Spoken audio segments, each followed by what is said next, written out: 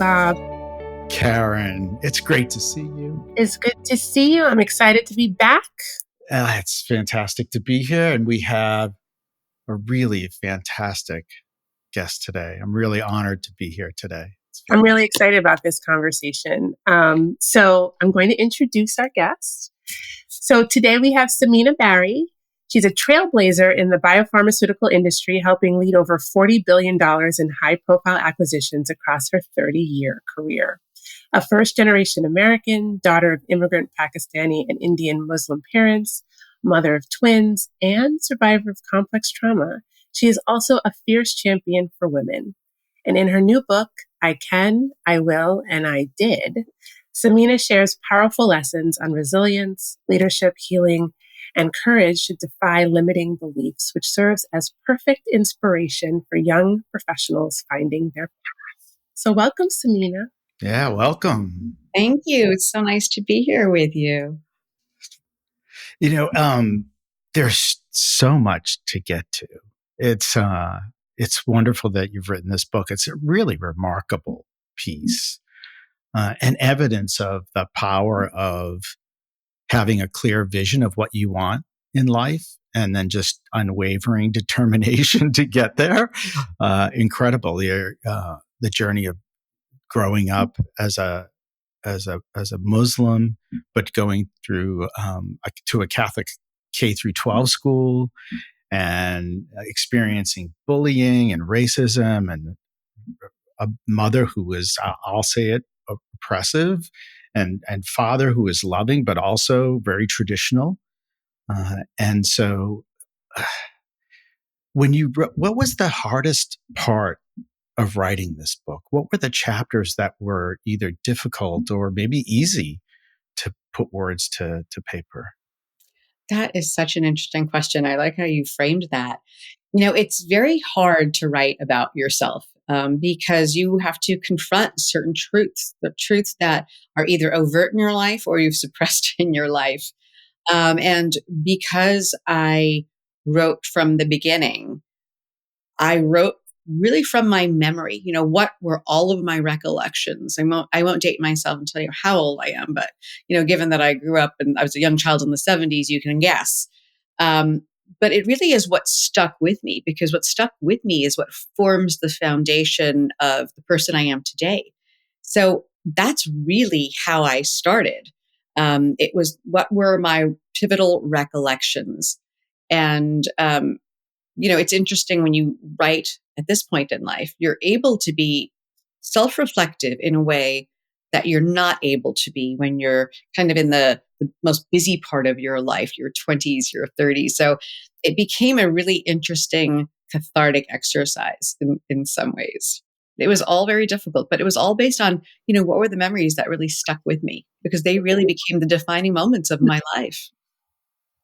It's really interesting because, you know, some people, even at this age, and I think I'm in your age group as well, right, are not good at being reflective. But even if they are, putting it down on paper is real. It can be challenging, right, in many different ways. And also, you talk very candidly about your relationships with your family and friends, and some of those tough relationships and how they show up in, you know, who you are today. But a lot of that is also your background, right? And where you come from and the culture that you come from as well. And also a big part of that is being a woman, right? And so it's all very complex, which makes the book really rich and interesting in unique ways. But I'm wondering if you could talk a little bit about that culture clash that you experienced being, you know, American born, right, to a Pakistani Indian family that is also Muslim. I mean, there's so much to unpack there. There is. You know what? So let me give your viewers and listeners a little bit of context. So, you know, my father came to this country. He was a physician. He had one suitcase in hand. He was not married, and he knew he wanted to settle here. And then he has an arranged marriage to my mother, and he meets her for the first time at their wedding. And he brings her to the United States, and she is thrown into a culture shock because she has been raised from her mother and father's house and going to her husband's house in a different country with a different set of cultural norms. And so when we talk about my culture growing up, it's a really difficult thing to talk about because the Islamic culture is tied and steeped in the Islamic religion. And so it's very difficult to separate the two because the culture really is based on the religion. The religion, in my opinion, only my opinion and my experience, is very patriarchal and very misogynistic. And at that time, 70s, very segregated in terms of men and women and what their roles were, and very strict in its interpretation of what a woman's role is in society and in life. So I was battling all of that, although I was born in the United States in New York, and I was living in a world that was such the opposite of the world I was living at home. And it became very clear to me, not through any external influences, the dichotomy and the imbalance of genders in the religion and culture. And, it's, when you talk about nature and nurture of children, I mean, there is nature in there. So I knew from my moment of witness that there was an inherent patriarchy and imbalance, and I didn't like it. And so I fought it from day one. I called it for what it was, and I never quite embraced it. And I couldn't. I wish there was culture I could embrace for my parents. Beyond the food, everything else was rooted in religion, and I just didn't agree with it. That is, it's so interesting because like you said, you're steeped in it. This is your culture. This is where you live at home. And then you step outside, particularly in New York City, particularly in Staten Island where you grew up, right? Mm-hmm. It's a whole different world. People treat you differently. You see different things. I'm just trying to unpack how you just was like, I'm not going to do this. Right? I'm going to believe something completely different. And that's okay when the world around you at home, which is most people's safe space, right, says, no, this is not the right way. We need you to focus on tradition. Mm. Yeah, you're right. And you hit that so on the head. Home was not my safe space. Home to me was a prison. Home to me was not an area of comfort. My escape was school. My escape was being out in the world, being with like other girls who I thought I was like.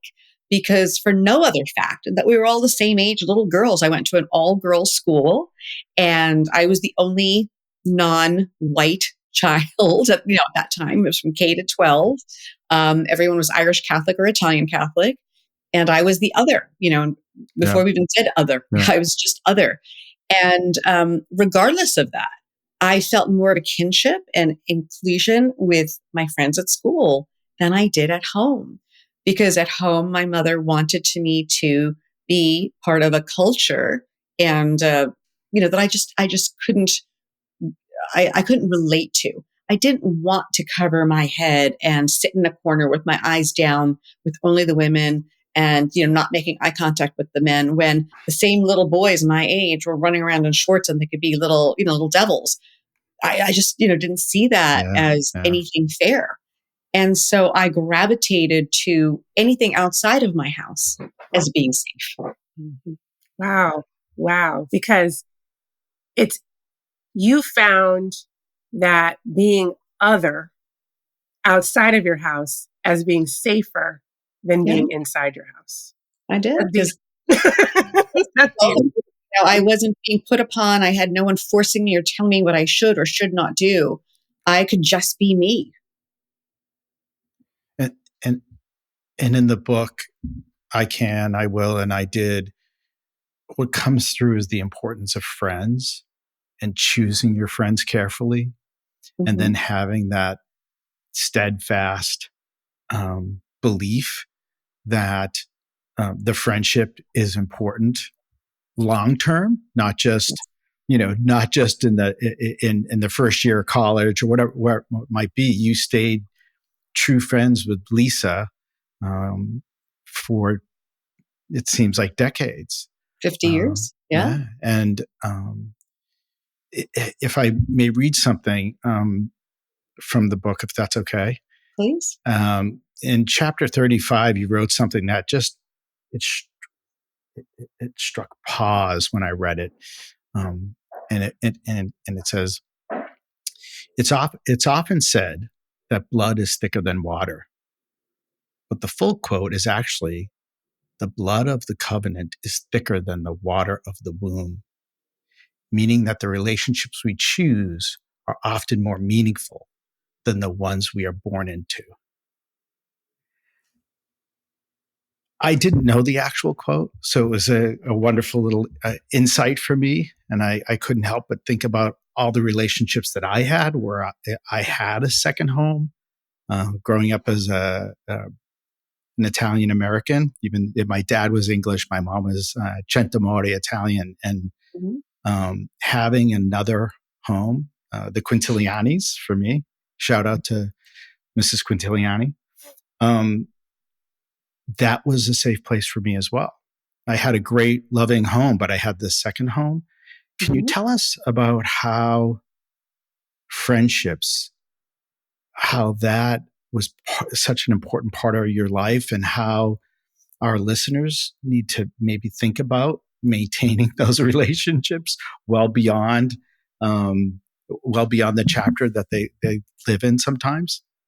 Oh, absolutely. And I share that. For me, my second home, my second mom was Lisa's mom, Fran Mashanya. I was in the Mashanya household, and I was her third daughter. And, she's still a very dear person in my life. I'm godmother to Lisa's sons, and, they will always be my family.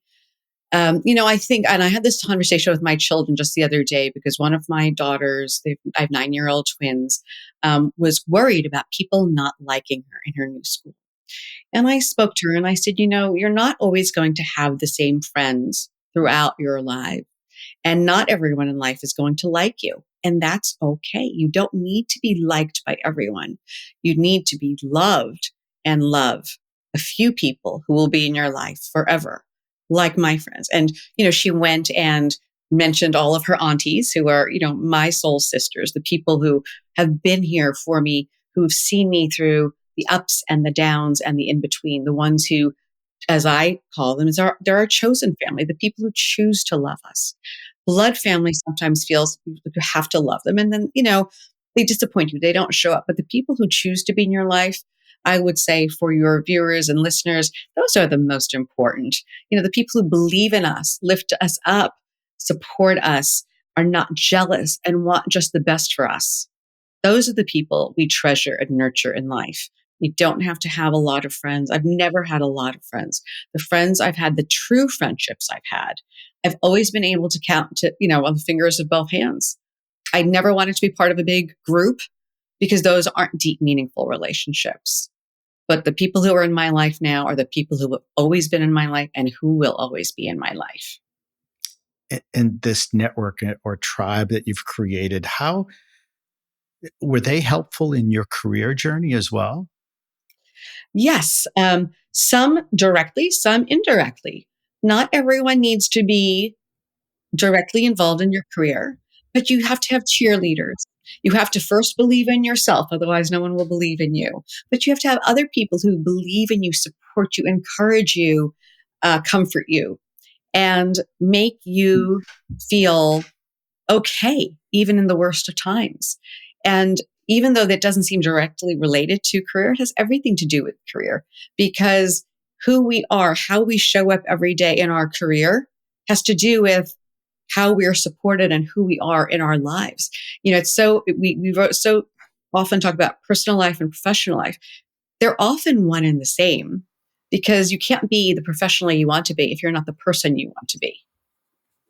And those relationships are so important. So I would say, find your people early in life, nurture them, treat them, be the kind of friend you would want to be friends with. And, you get that back in spades. I love that. I had to write that down. And you've had some brutal managers. You referenced a few female managers that were just very difficult. Yes. Very difficult. So, if we can pivot and talk about that, clearly, the book also reminds me of lessons from the book Grit. You have grit. That's clear. You have grit. But for someone who may or may not have grit, do you have any advice for young professionals who are about to embark on their career journey, or maybe they have a difficult manager? What are Yeah. some of the things that you've done to be successful in working with a difficult person? Yes. Well, one, I will say the most important thing, and you're going to hear me say this throughout, and I think you probably got this from my book, is you have to believe in yourself. Because again, if you don't believe in yourself, no one will. And you can't look for external sources to validate you. And so when you do have a bad manager, remember, that's their problem. It's not yours. There's a reason why someone is difficult or yelling or, being just terrible. And it has nothing to do with you. There's something with them that causes them to be like that. And when they go low, or in some cases, in my examples, when they went high and yelled, I went low. You do not match the intense emotions of a bad manager with your own emotions. You remain calm and you try to detach, become a little dispassionate, because again, it's not about you, it's about them. And if you could keep that at the center when you're having those moments of struggle with a tough manager, I do feel like that's very helpful and powerful, because you're taking back and reclaiming your own power. That's a deep lesson in emotional intelligence, right? And that's It something is. that young people in particular, need to learn early. You seem to have learned that very early on in your career.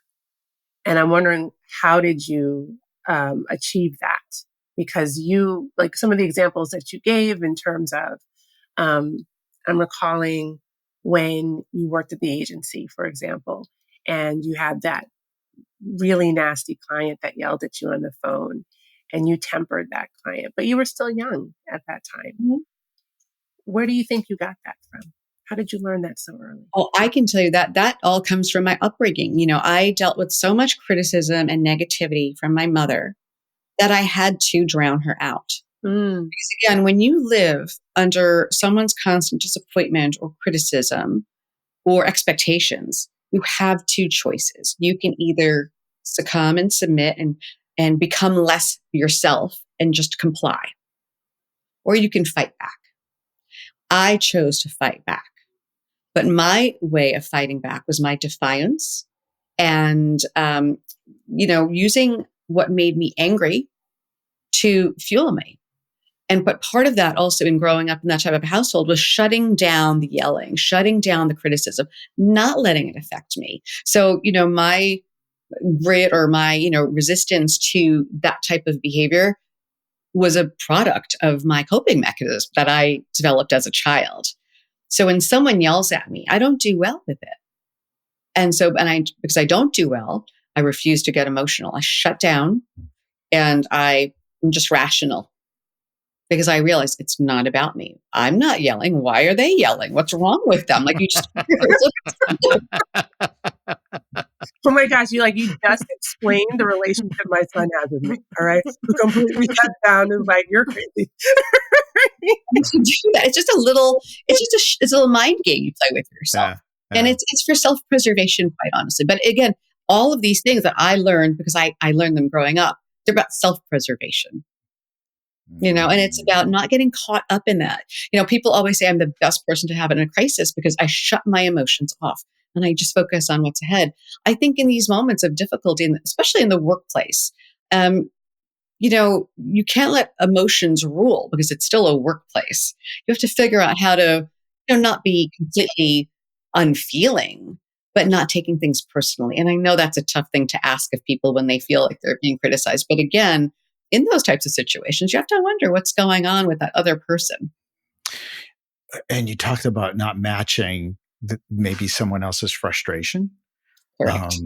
And there were a couple times in your memoir where you reference how you said to someone, I believe it was a CEO, this doesn't sound like it's a good time for you to talk right now. So why don't we Yes. regroup at another time? I thought that's Mhm. brilliant. That's perfect, right? Because you're setting the stage for a productive discussion rather than a shouting match. Um, and the other thing that comes out of the book is your skill around negotiation. And so, if we could dig into that, I learned about how you negotiated successfully in buying a house, navigating the agency and difficult discussions with individuals, and then even when there was an attempted arranged marriage for you and negotiating that discussion. We did. What are some of the keys of negotiation that that are always in your back pocket, or ones that you'd recommend to others? Some either a framework or any advice that you think is critical for solid and successful negotiation. Yeah, I think negotiation is always about what people want. And I know we hear the term empathy and leadership a lot, but part of empathy is not just listening to the person, but understanding what they want to get out of it. And of course, when you go into any negotiation, you're only focused on yourself and what you want. And that's when people just go in and listen to, just don't let go of what they want. I think you really have to understand what the other person wants so that you come to an agreement, a mutually beneficial or agreeable decision where you both get something out of it.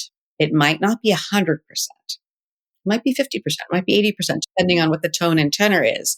But that to me is kind of how I always look at negotiation. You mentioned the story about the arranged marriage. Well, of course, I wasn't going to get married through an arranged marriage, but I knew my parents wanted me to do this, and I knew they would not leave me alone until I did this. So I negotiated the terms of my meeting with this potential suitor. In my mind, I knew full well I wasn't going to marry anyone this way, but I gave my parents what they wanted, and they got a meeting out of it, and they got to experience it. And I got to control the situation as much as I could.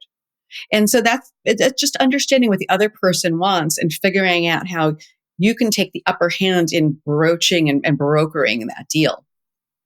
Well, even in that example, what is, I think, very smart about what you did was you kind of broke it down into chunks.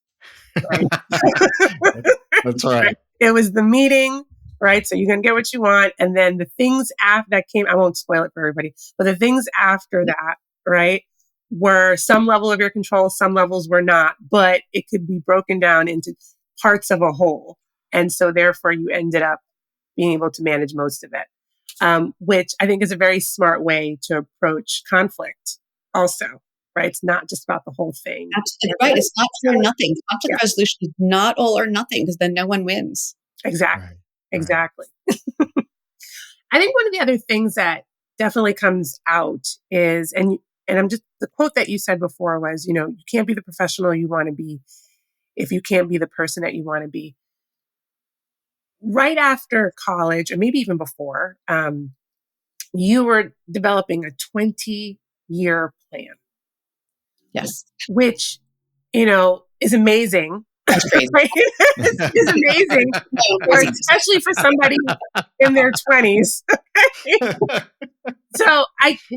But it's a long range, whether it's 20 years, it's a longer range plan. Like, what would you say to a young person who may think that's too ambitious, or they haven't even figured out their next step yet? Like, how should they approach thinking about their future in a way that feels achievable, realistic, and safe for them?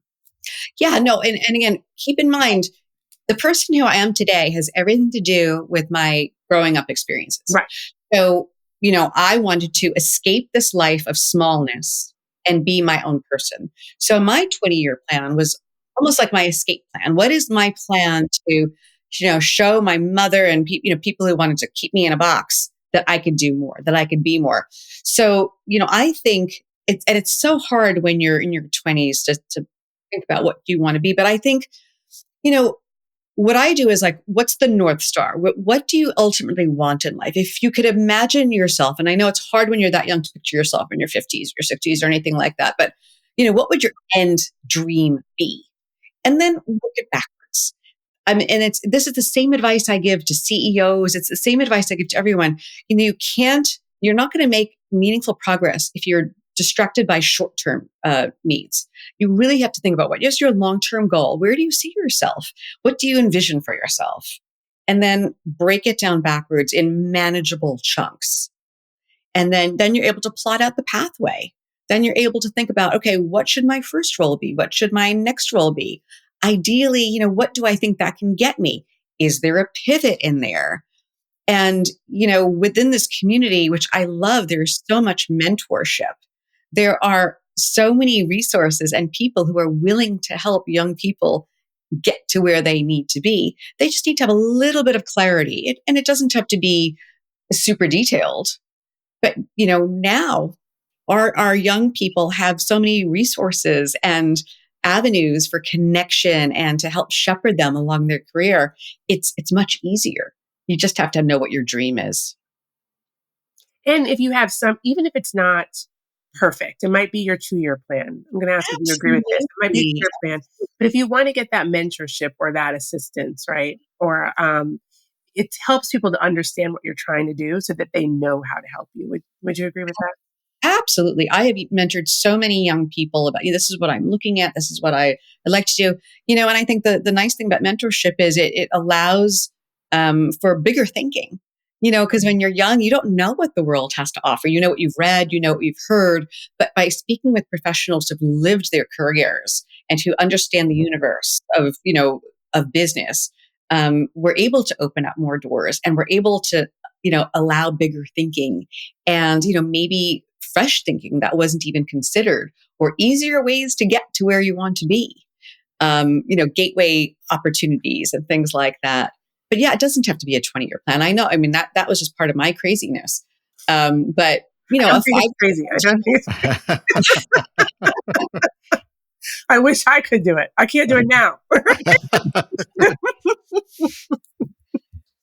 And you seem to have really found your stride in the PR area, right? So for young people just trying to think about what they're good at and figure out what career they may pursue. And like you said, they don't know just yet. They're trying to figure things out. Right. Yeah.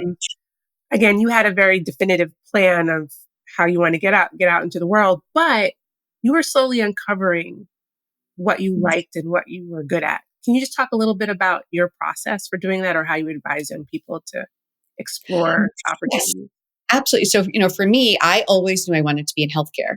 I knew I didn't want to be a physician, but I knew I wanted to be part of patient care and then ultimately business. So I started my career in a hospital environment in the public affairs department. And I got to work with physicians. I worked with residency directors, but I also got to understand the payer system and P&T committees and kind of how hospital decision-making is made. And then I knew I wanted to go into the agency world because I wanted to work with large pharmaceutical companies across different brands and understand what I like. And it gave me a bird's eye view into corporate America, into actual pharmaceutical companies. I parlayed that into, yes, in fact, going to pharmaceutical companies. I was at Pfizer and J&J. And then through that, I realized that, what I'm doing really is impacting business more. And it's less public relations and communications, and it's more understanding the business and business drivers. And so from there, I pivoted again and I went into biotech, and I started working not on product communications, but on corporate work, corporate investor work, corporate positioning, strategy. And that's where it's led me today. But I think, a lesson for so many young people who are coming out of school is they're looking at jobs, and all the jobs require some level of work experience, which I know is daunting. So how do you get that experience? So for me, what I've advised so many people to do is try to find those agencies, because they give you different experiences. They teach you work skills. You work across different industries. So I did healthcare, but they got automotive, they've got tech, they've got finance, all sorts of things. It allows you to work with companies And you get to see inside companies and understand, oh, I'd like to work with them. I'd like to work with them. It then gives you introductions to people who work at those companies. So then when you are ready to make a jump, you're able to go in-house and start that corporate career. Right. Right. And I think too, you talked about having a North Star. I think another thread that I felt throughout was, in some ways, your purpose, which you obviously will be able to articulate a little bit better than me, but you really were focused on helping people and doing good work, right? And so that seemed to kind of, that's the thread that kind of went through everything, despite the different pivots in your career, right? And you used your roles to help advance a lot of that good work that was out there, which was a really interesting way to kind of view some of these traditional corporate, roles, in fact. Right. And I'm wondering if that was at the forefront for you. Like you said, you wanted to get into healthcare. Did you start off again as a young person saying, like, I really want my work to have impact no matter what I do? Or did you kind of grow into that? Because my father was a physician and he had an expectation that I would be a doctor, I knew I didn't want to be a doctor. I knew I wanted communications. I liked communications. But I also felt a little bit bad because I didn't go into medical school, but I really did enjoy healthcare and I did enjoy my years volunteering at a hospital. So I thought, why don't I just marry these two things? They're two things I'm really passionate about. And that's really what I did. I married a degree in my kind of core skill with the industry that I feel so passionately about.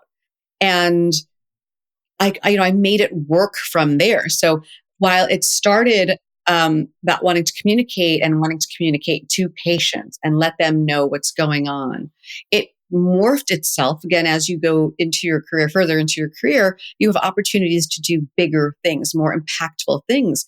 And when I was at Pfizer many, many years ago, the issue of women and heart disease was not a big issue, but it was, not a well talked about issue.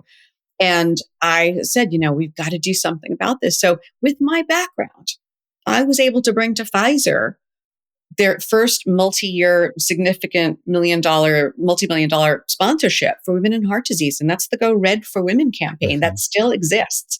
So that's kind of how you parlay what you've started with and build it to create momentum. And what's great about that story, the Go Red story, is how it proved out to drive the business. It Absolutely. actually drove dollars. It wasn't just about simple communications that make people feel good. It's communications that have tremendous impact that lasts a long time, long-term impact. Yeah. And, it was one of those things that it wasn't a communications campaign in and of itself. I mean, it was, but there were so many components. There was physician education, new first ever clinical guidelines for women in heart disease. There was an opportunity to bring in the Salesforce component so that they could do educational calls. There was a component to educate the American College of Cardiology about the issue that, women are not small men and they present differently for heart disease symptoms. There's so many different components within that campaign that we built out and that we charted. And then there was leadership, of course, because at that time, pharma wasn't doing pure good things other than Johnson & Johnson and the nurses campaign that had been existing already. But, it became a different anchoring point of corporate responsibility for Pfizer at that time. It was a long time ago.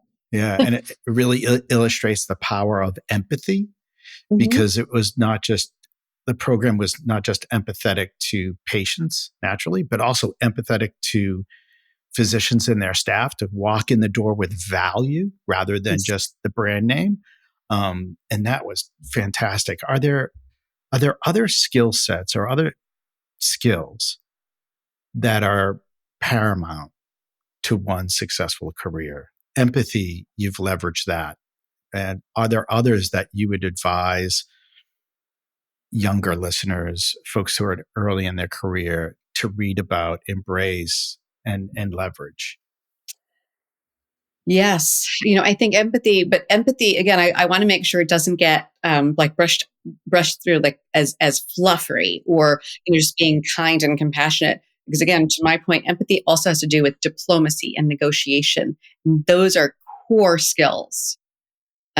Listening, empathy is listening, but also, what are the business kernels you're taking away from it, and how can that serve you and your colleague or customer or whatever that is. And I would think also, the courage, having the courage to stand alone or taking an unpopular decision, and trusting yourself, trusting your gut and believing in yourself, I think are paramount to that. Again, as I mentioned, you can't be your best professional self if you're not your best personal self. And no one's going to believe in you if you don't believe in yourself. So you have to be your own cheerleader. You have to have that confidence. And you can't rely on external sources to validate your existence or your value. You have to know what it is. Not to the point of being, brash or, not humble, but you have to embrace what you have, your skills, know what they are, and know the value you can add. Because you want to always stretch and take on a little bit more. You want to think differently. You want to think uniquely. You want to think bigger. And, ultimately, it's those people who aim for more, who take on more, who aren't afraid to take on more, who do well. That point about being your own cheerleader is so critically important for women in particular, because we don't celebrate ourselves in the same way, and it doesn't open up the door to opportunities. And so I just wanted to reiterate that point. And one thing you talked about was your mantra, which I think just speaks exactly to what you just said about aiming for more and taking on new opportunities, right? Your mantra is, I'm always where I need to be. Right? Mm-hmm. And you follow that to this day. Can you just expand a little bit more on that for everyone? My mantra is, because we live in a world where we're being pulled in so many different directions. It's incumbent upon us to understand what the priorities are and how best to fulfill that without killing ourselves. And so, why I say that is, I have done super commute jobs. I worked for some time in New York City while I lived in Austin, and I was on a plane on Monday mornings and I was coming home Thursday nights. And I did the same when I was working in the Bay Area, but I was living in Austin. And when I say that, people did not know I was doing this commute because I always prioritized the meetings I needed to be at live. And then I prioritized my family when I needed to prioritize my family. And you have to make that work for yourself and for your company, so that you are dependable, that you are reliable, that things are not falling through the cracks, and that you're not making yourself crazy. Mine were very extreme examples because I was a super commuter on planes weekly. And not everyone does that. And of course, that's not for everyone. But it's understanding what's most important and prioritizing that. And making sure you're heard and you're seen, you're taking your seat at the table, you're showing up, you're not dialing it in. If you have a chance to be on screen, you get on screen. You don't dial it in. So people are, wondering for multitasking. And I know so much has changed in the workplace now, and it's infinitely more difficult for young people in this work environment. I do get that. But kind of prioritizing what's most important will serve them well, not just in their work life, but also in their personal life. Because it doesn't get easier. No, it does not.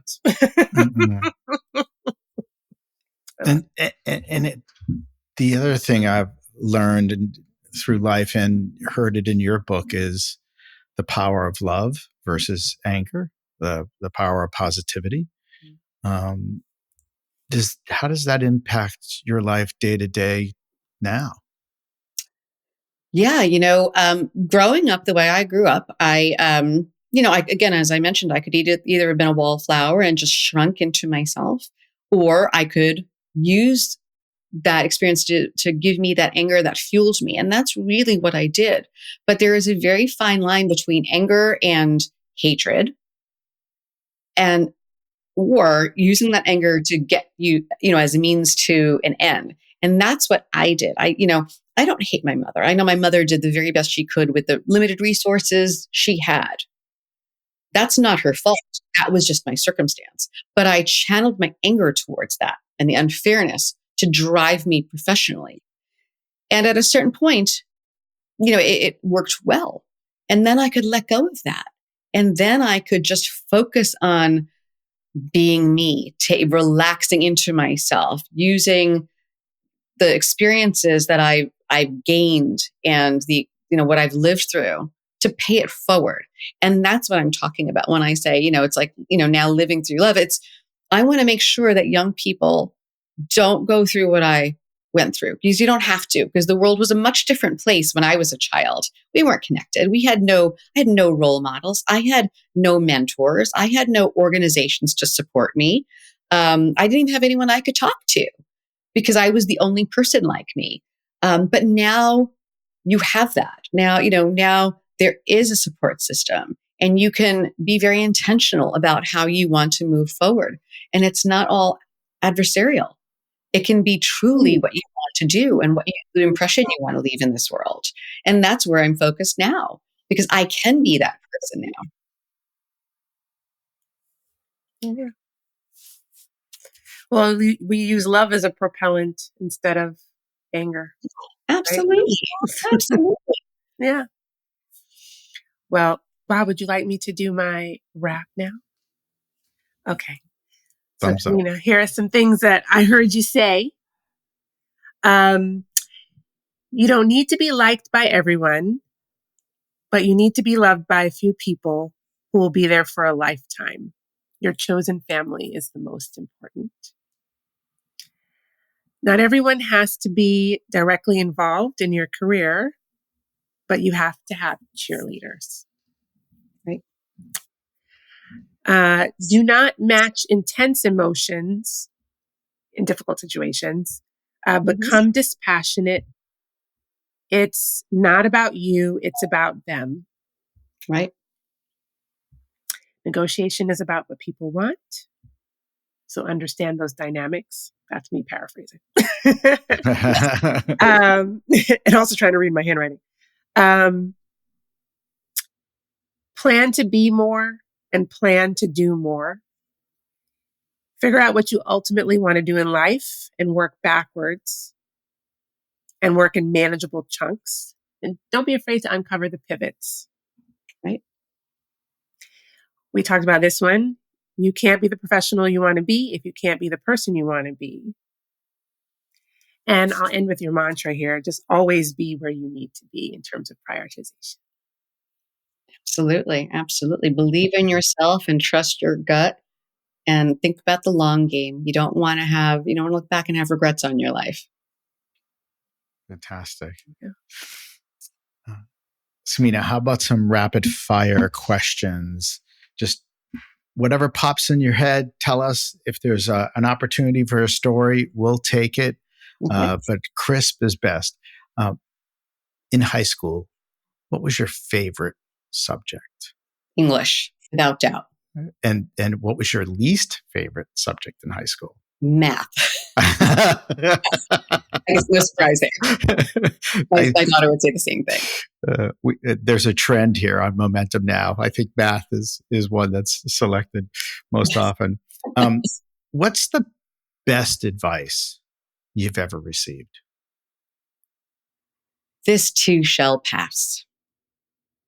I had someone say that to me very early in my career during a crisis, and I was questioning my ability early on.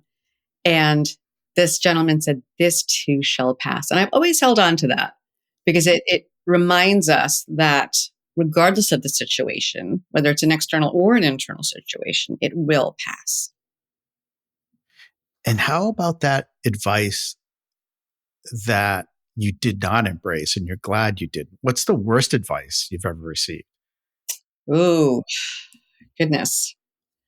The worst advice I've ever received is to not be so forceful on an email, not speak my opinion so plainly, that kind of go with the flow.